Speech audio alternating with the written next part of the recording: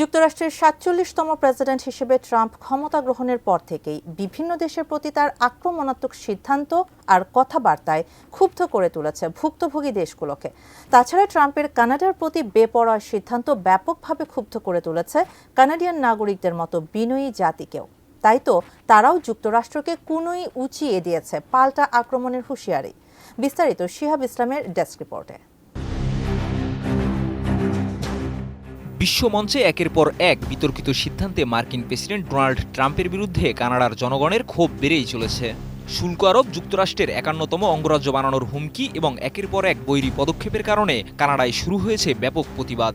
বিশেষভাবে কানাডার নাগরিকরা এখন এলবোস আপ শীর্ষক আন্দোলনের মাধ্যমে তাদের ক্ষোভ প্রকাশ করছে।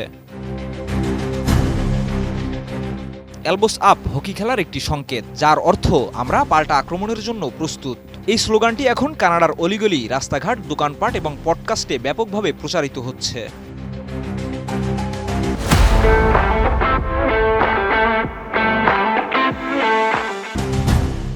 কানাডার প্রখ্যাত সাংবাদিক জর্ডান হিথ রলিংস এলবোস আপ নামক একটি পডকাস্ট চালু করেছেন, যার মাধ্যমে তিনি কানাডা যুক্তরাষ্ট্র সম্পর্কের বর্তমান পরিস্থিতি নিয়ে আলোচনা করছেন। পডকাস্টের প্রথম পর্বে তিনি জানিয়েছেন, কানাডার নাগরিকরা তাদের আত্মপরিচয় সংকটে পড়েছে এবং তারা অত্যন্ত ক্ষুব্ধ। জর্ডান আরও বলেন, এটি একটি তিক্ত বিবাহ বিচ্ছেদের মতো, যেখানে আপনি এমন কিছু হারাচ্ছেন যা একসময় অস্বাভাবিক মনে হতো।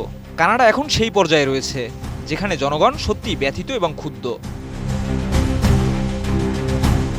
এছাড়া কানাডার জনগণ ট্রাম্পের সাম্রাজ্যবাদী সিদ্ধান্তের বিরুদ্ধে প্রতিবাদ জানাতে শহরে শহরে বিক্ষোভ এবং র্যালি আয়োজন করছে। তারা মার্কিন পণ্য বয়কট করছে, দোকান থেকে সরিয়ে ফেলছে মার্কিন খাবার, পানীয় ও অন্যান্য ভোগ্যপণ্য। এমনকি অনেক কানাডীয় যুক্তরাষ্ট্রে ভ্রমণও বাতিল করেছেন।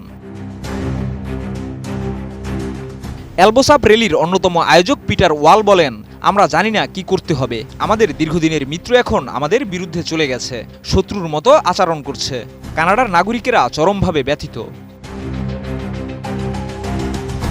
কানাডার প্রধানমন্ত্রী পদে নতুন দায়িত্ব গ্রহণকারী মার্ক কার্নি জানান, কূটনীতি দিয়ে যতদিন সম্ভব সমস্যার সমাধান চাইবে কানাডা, কিন্তু প্রয়োজনে লড়াইয়ের জন্য প্রস্তুত আমরা।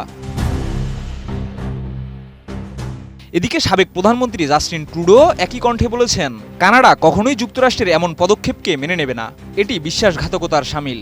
এমন পরিস্থিতিতে কানাডার জনগণ এখন দৃঢ় সংকল্প নিয়ে প্রতিবাদে রাস্তায় নেমেছে। তাদের একটাই বার্তা, এলবোস আপ।